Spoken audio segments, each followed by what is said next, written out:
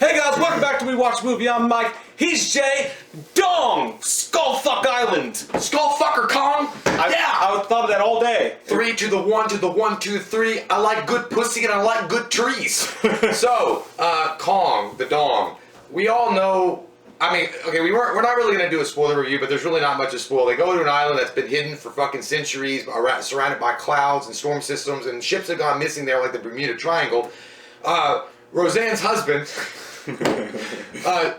John, what's his name? Goodman is the head of a group called Monarch, and what Monarch essentially is, they're like UFO hunters, but instead of UFOs, they hunt monsters and other unexplored islands for resources and things like that.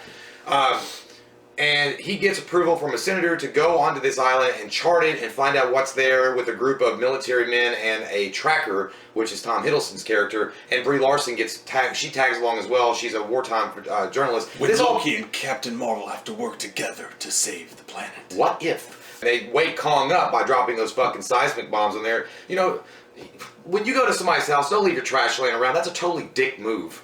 And that's what they do. They just wake Kong up. Kong's like, you on the paint, you on the glass. Sam Jackson's character is really obsessed with the idea of taking down King Kong. He wants Kong fucking dead, and he feels like it's a personal insult to him that Kong even exists. And like, he was Pulp Fiction all the way. Like, say what again, motherfucker? Say what? Only not as good. I'm gonna say it, and I'm probably gonna get shit from it, but I didn't think Samuel Jackson was very good in this movie, man. Yeah, really. Everybody's parts kind of fell flat. He had one line, and you'll know it when you hear it, because the whole theater fucking started cracking up. Great. That was amazing. That was total Samuel Jackson. But other than that, I mean, he was kind of just Samuel Jackson. He was there, and I know Samuel Jackson, a lot of stuff, but he didn't have a lot to chew on in this, and that is the main problem with the movie. Is if you look at his character in a nutshell, it's that this movie it has amazing special effects. We'll get into all that stuff. There's a bunch of fun stuff in it. It could have just been a fun and fancy-free movie, and some of it was, and it was just like popcorn action all the way, and they fucking nailed that. But the problem with the movie is that it wanted to be everything.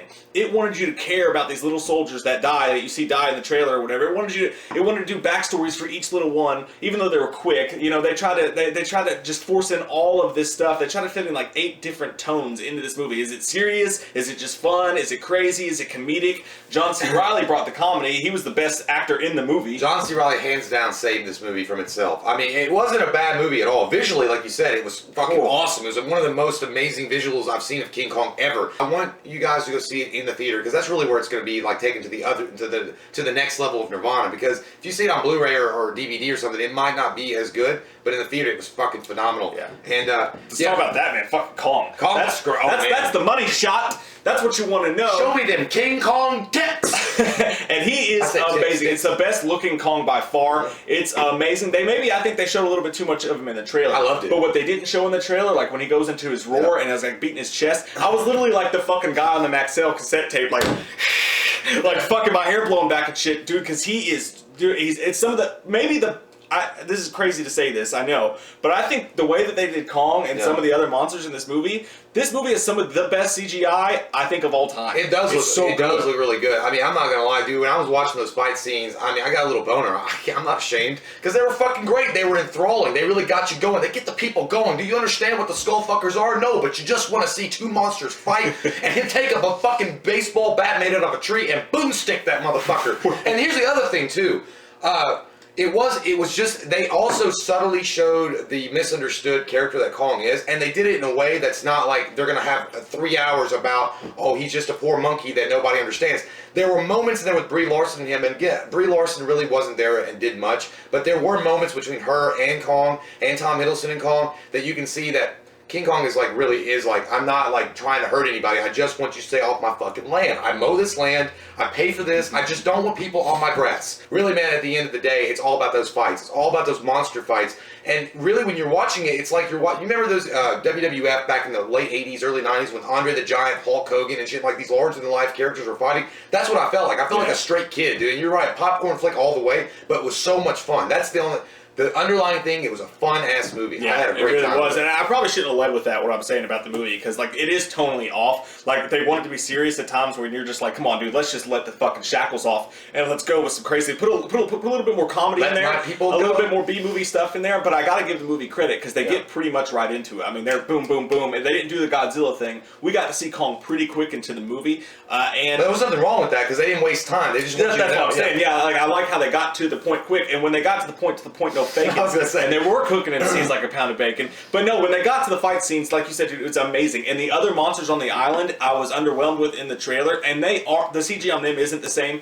It's not the same level, but it's still good enough. And like the monsters on the island in the trailer, like the skull fuckers, when I saw them, I was like, that's kind of, it looks like Captain Dinosaur or something. It just didn't look good, but.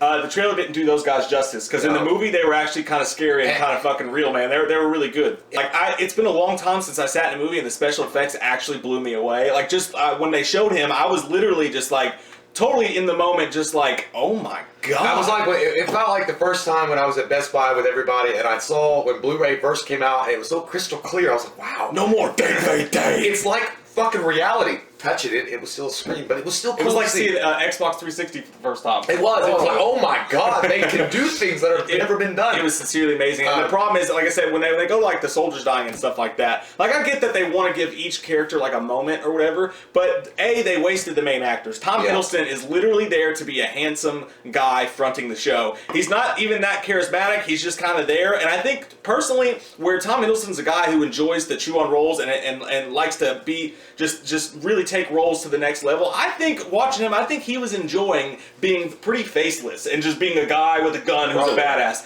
I think he enjoyed that. But then again, it feels like it's wasted to have Tom Hiddleston in that role. Well, I think Brie Larson's the same way. Yeah. John Goodman was fucking wasted. Terrible. I forgot he was in it. Like at some point, I was like, oh shit, John Goodman was in it. Then he gets whatever. But the thing about the other characters, though, like you said, Tom Hiddleston reminded me of. Not anywhere near the same level, but you guys know Uncharted, like Nathan Drake. Yeah. But he wasn't Nathan Drake. He looked like Nathan Drake, but you're right. He's faceless as fuck. He doesn't really do anything, and his role in the whole thing is kind of like. It's shifty. I don't know. It's like stand there and be handsome. Yeah, I mean, and it's weird that they have so many hero shots in this sometimes. Like when they're fucking standing on the boat, it's like the camera pans around it. And why are you just standing out there looking around at nothing, going, yes, and then the orchestra plays, and then they go down a hill and the orchestra plays, and the camera does the same kind of angle. We get it. They're good-looking people, and they're heroic. And for a second, dude, I thought they were going for a B-movie funny thing there. Because they went to a close shot, and they're all standing there on the boat like, dun-dun, and then they go to a wide shot, and it's like, you could hear crickets. Yeah, exactly. But they're still just standing on the boat. I'm like, if you guys would have went full on into that, like, let's have the monsters be badass, but let's have everything down here be kind of jokey and fun and fancy free. But then in the next scene, you got Samuel L. Jackson, like, he walks up on a couple soldiers, and they're like, we lost some men, and they're holding the things, and he's like... Yeah, and and you're like, dude, if you're not going to give it time to be upset about it, right? I mean, just let it go and act like it doesn't even matter. I think that they over-dramatized a lot of scenes in this movie, and I don't think they knew how to really do them right, like do them justice. If you dramatize a scene like that, if your men just died, and you can obviously say, okay, he's a colonel in the army, and his men has been with him since the whole Vietnam War. It just didn't feel, it felt flat. The whole fucking dialogue felt flat. And I don't think that's the actor's fault. I think that's the writer's fault that they couldn't really make a line or make lines that got the audience like behind those particular characters. Yeah. And again, the development of these characters, besides John C. Reilly, because actually he does have a good character arc throughout the entire movie.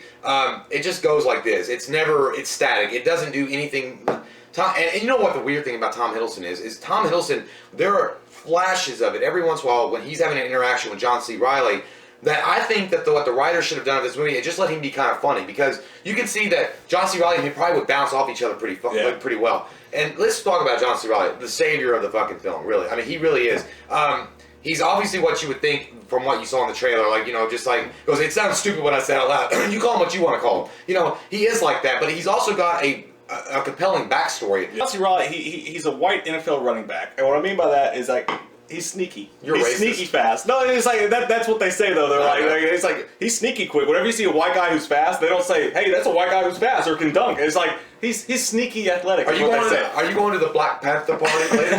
And that's what he is. Like, he comes in, you think he's just gonna be the funny shake and bake guy, which he can act the fucking panties off the Yeah, he hose. can. now. He's a really good actor. I've seen him act in other stuff, but in this movie, particularly thought he was just gonna be the shake and bake joke guy, and he wasn't. He actually had the best character backstory, as you said. The movie itself, for me, we are gonna talk about the end credit sequence after we get done with the review because it's spoilers. But for me, I'm going strong 7.0. I think it's some of the best special effects I've ever seen as a monster movie, which it is. It fucking nails it. The fight scenes are just absolutely brutal and amazing, and I loved every bit of it. And the one thing that is dumb, though, I forgot to mention real quick, is that Kong fucking sneaks up on people, and that makes no fucking sense. As big as this motherfucker is, dude, if he took one step, everything would shake and you'd hear stuff. But you got scenes where someone's standing there holding up like a helicopter or whatever, and all of a sudden Kong's there, and they're like, "Oh, I'm surprised." You said one step. What if he tiptoed? Does he fucking float? He tiptoed. He tiptoed up on him. Yeah, okay, so I'm going to give this movie a 7.5. It's not much farther from what you're giving it. And I argued myself. I didn't know if I was going to give it a 6.5 to a 7.5, but thinking about it after I left the theater and how cool it was to see that on the big screen and how visually appealing it was and how amazing they shot those scenes and the action is really what gets me going. I love those monster classic movies when they're done right, and they did it right in this. The acting itself with the other characters, with the non-CGI characters, I wish it could have been better. I wish that they could have found a balance between the serious part of the film and the comedy and just the action part. They kind of skirted the line on the series. I think they were trying, but it just didn't fall. It didn't go through with me. At the end of the day, it's a comedy action movie, and I think the last trailer does it more justice than the other trailers before. You know, they're doing that whole misunderstood Kong thing, like almost like in some ways, if you watch the first trailer. Or something, it kind of felt like Congo. You remember Congo, like when they set up, the whole thing, it was like a real more of a suspense thriller. This is just nonstop fucking action in your face, blowing your load all over your mouth. Oh. And, stick your dick in your mouth and fucking have a good time. Not in your mouth, in her mouth. But I had a good time. So much imagery. I know, I'm visually appealing right now. But no, I really... Smell it. Ooh, God, I didn't fart. I want you guys to go see it in the theater. Candy. I'm sorry. I smell sex on candy. Smells like glue. It's like glue and hot rubber. Hot glue. If you've been using crayons, but yeah, I want everybody to go see this in the theater. Our subscribers, or if you're new to the channel and you've never watched the video before, I'm sorry, but at least go and give yourself a chance at the theater because it really is amazing to see this. And 7.5 is fair. Hit a matinee up, man. Matinee Matinee up. Anytime while it's in the theater. So that's our rating for it, guys. Comment below. Oh, real quick, the after credit scene, pretty badass. Stay after. It takes a while to get there. It does take forever. Credits ever. But yeah, tell him, man. Tell him. Okay, I'm gonna tell you, Gandalf the Grey comes back. Okay, so at the end of it, after a friggin', Moses parted the Red Sea length of time, God spoke to him kind of thing, the credits go away. And it was funny because me, Mike, and 8 other people were the only ones that stayed in the theater for this because everybody was like, fuck this, am I gone? They show Tom Hiddleston and Brie Larson in this interrogation room. And they're being interviewed, and they've been there for a while. They're frustrated. They don't know what's going on. And then these 2 other people walk in who's from the crew that got off the island. I mean, we're not going to tell you who everybody is. I mean, we'll just let you know Tom Hiddleston and Brie Larson do get off the island. But they walk in. They're like, welcome to Monarch. And they're like, I didn't sign up for this shit. I mean, how much does that cost? I mean, is it free when you sign up? Do I get a credit line? And they're like, no, welcome to Monarch. This is what we do. And they're like, Kong isn't the only one out there. Kong is not the only king of this world. We're just visitors here. These creatures are always been the kings. And they start showing these islands, and they start showing, remember Godzilla? They showed that test footage where they used that nuke, and that was what woke up Godzilla. Then they say there's other monsters out there, and they show this projector screen, and you see fucking Godzilla. You see him. You don't actually see him. You just see like a carving, an ancient carving. And then not only do you see Godzilla, you see Mothra. You see fucking, I don't know what he is, and I know he's important. Octopussy. Like, he's got 3 heads, and he's like a lizardy thing. I don't know what that is. I remember seeing it before. It's fucking awesome. And then the last sequence is Godzilla fighting that 3-headed monster, and then it's like you hear Godzilla scream roar when the screen goes dark. I'm like, oh, fucking jacking off dicks. Like right now. I heard. Not my dick. No, I wasn't jacking off dick. Don't touch my dick. My dick. But it was fucking insane. And so I think that somebody said that in the comments that we already know that Kong is going to share the universe with the Godzilla, and I cannot wait, dude. That is going to be. I don't know what I'm going to go for. I love Godzilla. Godzilla's my favorite. But Kong was great too. And the other thing about Kong, and I didn't mention this before in the review, Kong was 73, right? They said he's still growing, and he's gonna get bigger and fucking bigger. Huge, He's man. huge now, but that motherfucker. That's a huge bitch. He's gonna go Shaq with that Shaq cock. Do it like this, huh, Kenny? But yeah, dude, the end sequence is great. It looks pretty badass. Comment down below, let us know what your all's thoughts are. And you don't see those characters if you're watching this. Stop spoiling yourself, you little fuck. You don't actually see these characters. They're like carvings in stone and shit like that. But you can clearly see that's fucking Mothra, unless it's Wasp. It was just a moth. I hate fucking. They should have had Mothra. Samuel L. Jackson go and recruit the other Mothra. I don't hate Mothra, but I never go for Mothra. Yeah, I don't give a fuck about Mothra. I mean, I want to see it. I just want to see Godzilla fuck it up. But question of the day: if you've seen this, Kong or the new Godzilla? For me, Kong, dude. I like the new Kong. I can't, man. He's so good. I gotta go with Godzilla still because I love Godzilla.